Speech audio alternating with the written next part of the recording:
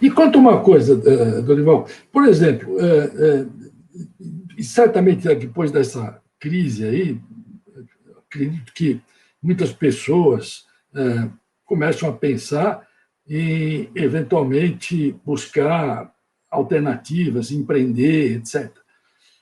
Qual é esse perfil do franqueado da Arcos Dourados, né, que vocês controlam? Quem é esse empreendedor? Que características ele quais são vamos dizer assim, os atributos que vocês procuram nestes empreendedores? O que ele precisa fazer para, eventualmente, ter uma franquia do McDonald's? Olha, a principal característica, a que a gente costuma brincar aqui, né, é fazer com que ele tenha o ketchup e a mostarda na veia, tem que ser uma pessoa que goste de trabalhar com pessoas. Porque você começa do princípio que um franqueado ou uma franqueada vai operar um restaurante, 2, 3, vários restaurantes, mas ele tem ali um grupo de pessoas, um grupo de colaboradores que trabalham com ele e que fazem toda a máquina funcionar, que estão lá fazendo hambúrguer, preparando a refeição, atendendo no salão, tirando lá a casquinha, o sanduíche. Então, o tempo inteiro nós estamos lidando com pessoas. Então, o franqueado, primeira característica, ou a franqueada, ele tem que ser uma pessoa que goste de lidar com pessoas, porque ele tem pessoas do balcão para dentro e ele tem pessoas do balcão para fora, que são aqueles que a gente mais gosta no mundo, que são os nossos clientes, né? Então, tem que ser uma pessoa que goste desse tipo de trabalho. A segunda característica que a gente olha extremamente importante é que tem que ser uma pessoa que goste do varejo, que gosta de estar lá, como a gente costuma brincar, gosta de colocar o embigo no balcão, porque ele tem que estar lá o tempo inteiro, ele tem que estar lá vendo o que tem que ser feito, como pode melhorar as coisas, como tem que fazer para que os processos aconteçam de uma maneira mais eficiente, sempre colocando no foco o cliente. Então, essas são as características que a gente sempre olha e que o futuro ou franqueado ou a futura franqueada tem que ter. Nós temos um sistema de seleção, assim, que a palavra é muito, muito forte. A candidata ou candidato, ele preenche uma ficha, assim que tem a disponibilidade da vaga, a pessoa é convidada para uma série de entrevistas aqui, com vários diretores.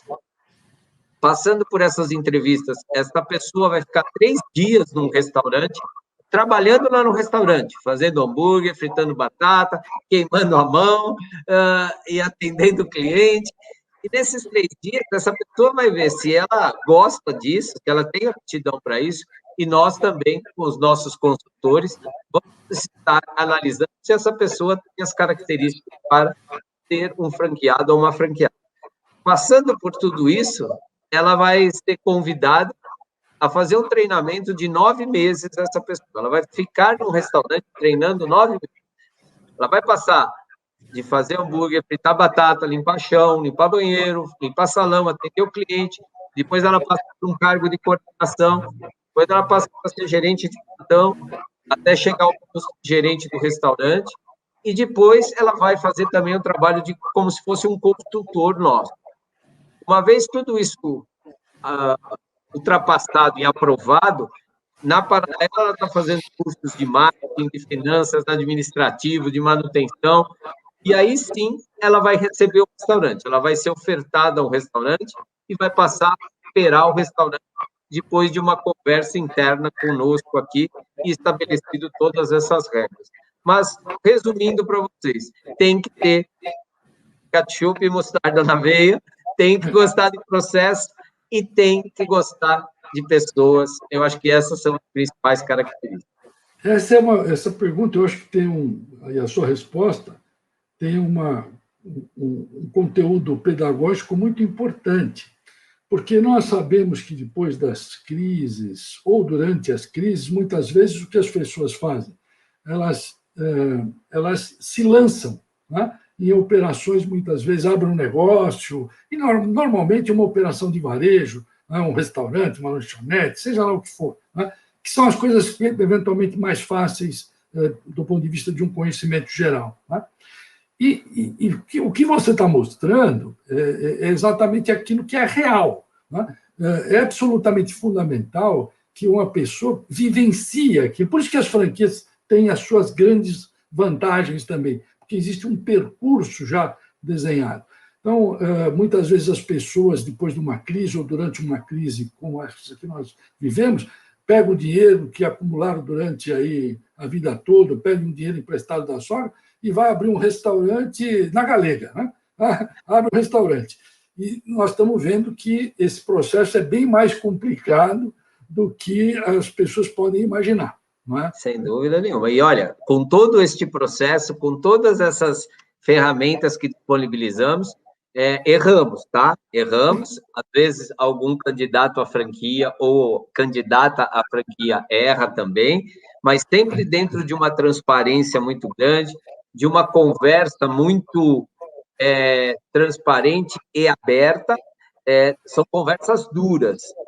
Não estou tirando o teor da responsabilidade, mas sempre com muita transparência e admitimos o erro de qual lado ou de ambas as partes, mas procuramos sempre uma solução.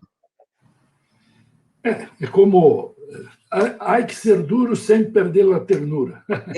É isso mesmo, esse é meu lema, professor, esse é meu lema. Muito bem.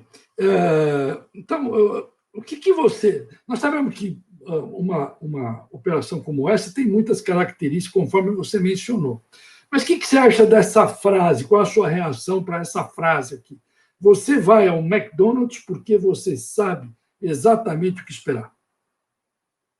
Caramba, essa é uma pergunta difícil, né? Mas eu acho que o principal ponto, né? Eu vou falar aqui agora como executivo e também como cliente, né? Porque eu acho que eu costumo dizer, porque quando viajo com a família ou com a minha esposa, eu costumo dizer que eu sempre procuro, nas minhas estratégias, né, encontrar os portos, onde eu tenho um porto seguro.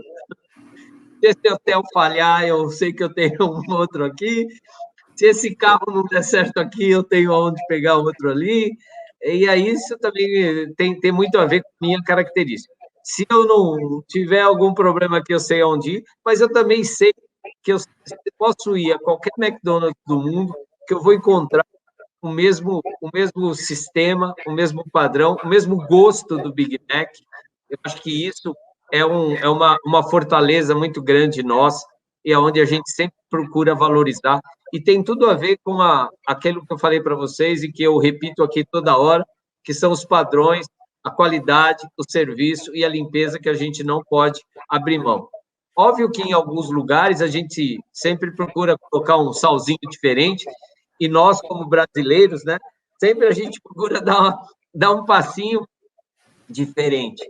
Então, apesar de termos o que nós chamamos de menu core, que é o quarteirão, o McChicken, Big Mac, nós, como sistema, também temos as opções de fazer as nossas variações. Por isso que se encontra alguns sanduíches ou um cardápio diferente na Itália ou em algum país da Europa ou na Ásia, e nós aqui no Brasil não somos diferentes. A tortinha de banana você só encontra aqui no Brasil, né? O Mac Picanha é um produto que você encontra só no mercado brasileiro. Então, apesar de você ter o padrão, apesar de você ter que seguir as regras do sistema, você pode, vamos dizer assim, dar uma tropicalizada, falando de Brasil, de vez em quando, para sempre que você pode, proporcionar um sabor diferente, um produto diferente, uma experiência diferente para o cliente. Mas eu acho que o grande ponto nosso é que em qualquer McDonald's que você vá, o sabor do Big Mac, os produtos, os ingredientes que estão lá no Big Mac são iguais em qualquer lugar do mundo. Eu acho que essa é a nossa maior fortaleza.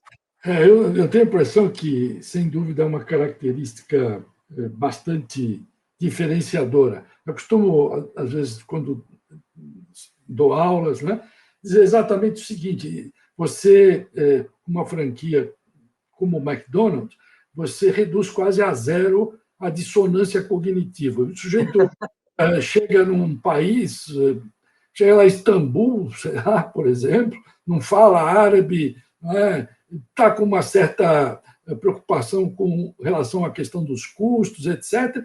Aí ele olha e vê aquele M em Salvador, né?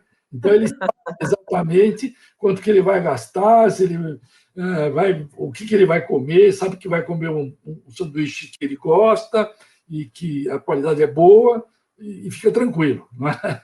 Então, e Big Mac é uma palavra mundial, né? E é muito, tem a inflação do Big Mac, né? Comparando o valor das moedas em termos do valor do Big Mac. Eu ia te perguntar, você respondeu já um pouco, mas se você quiser ampliar, fique à vontade. Como nós dissemos, né, a questão o negócio da franquia está muito alicerçada na questão da padronização, né? Embora você possa ter algumas coisas que diferenciem. Você vê diferenças marcantes entre a operação da Arcos Dourados aqui no Brasil e o resto do McDonald's espalhado no mundo? Existe... Porque, como você tem já me dito, né, a Arcos Dourados é a maior franquia do McDonald's, né? Acho que é a maior master franqueador que existe, né? Então, existem diferenças que você considera significativas, não? Tanto do ponto de vista... Existe. Sem perder a padronização, né? E sem esquecer o sistema como um todo, porque nós temos vários processos que temos que seguir, e isso faz com que o sistema seja cada dia mais forte, porque esse processo é um processo de aprendizado contínuo. Mas eu posso dar um exemplo para vocês aqui no Brasil. Em 2016, acho que foi 2016, nós criamos o que nós chamamos de cultura de serviço. De alegre, né? De uma coisa prazerosa, e cultura mesmo, de passar isso para as pessoas. Por que foi criado isso? Porque nós percebemos no andar do negócio que o cliente estava, vamos dizer assim, nos dizendo, através de muitas pesquisas que fazemos pesquisas diariamente, o cliente estava dizendo assim: "Oxa, eu gosto muito de você, McDonald's, mas você precisa me ver mais, você precisa olhar mais para mim." E dentro dessas pesquisas, foi isso que nós entendemos em relação ao que os clientes estavam querendo nos dizer. Nós, vamos dizer assim, quebramos alguns paradigmas aqui, porque eu não sei, a maioria que vai lembrar, que chegava no balcão do McDonald's e falava Big Mac, quarteirão, ou uma batata, uma coca, um guaraná. Aí a gente respondia uma tortinha de sobremesa, um sundae para acompanhar. Então, a gente tinha até processo para isso, de modo que como que o nosso colaborador, que está ali na frente do caixa, se comportava com os nossos clientes. E a gente percebeu que a gente precisava dar mais liberdade para as nossas pessoas. As pessoas tinham que ter mais liberdade de conversar com os clientes. Tem cliente que chega hoje que quer conversar com a pessoa que está lá para atendê-lo. Tem cliente que está com pressa, quer ir embora rápido. Tem cliente que já sabe o que quer. Então, nós desenvolvemos, junto com as nossas pessoas, uma maneira de que as pessoas os nossos colaboradores hoje tem que ser natural, tem que ser eles. Eles se comportam como eles acham que tem que se comportar. Se eles percebem que a pessoa está com pressa, atenda aquele nosso cliente rápido. Se a pessoa quer conversar, vamos conversar com aquele cliente, vamos entender o que ele quer, vamos trocar ideia com ele. E com isso também nós fizemos uma mudança de uniforme. Nós trocamos todos os uniformes, onde as pessoas, os nossos colaboradores estão mais, vamos dizer assim, mais cool, né?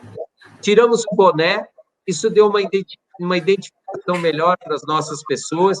Elas podem hoje usar o cabelo que elas acham que tem que usar brinco. Então, elas estão sendo elas. E o comportamento do atendimento do cliente é como elas têm que atender esse cliente. Então, isso passou a ser uma particularidade específica do Brasil, que deve ter outros países com as suas particularidades, mas que nós entendemos aqui desculpa, que o nosso cliente estava dizendo isso para a gente. Eu quero falar mais com você, eu quero que você seja mais friendly comigo. E isso fez com que a gente tivesse uma volta grande aí nessa conversa, nesse contato com os nossos clientes. Consequentemente, isso se reverteu em resultados, se reverteu em aumento de vendas, em melhor conversa com todo mundo.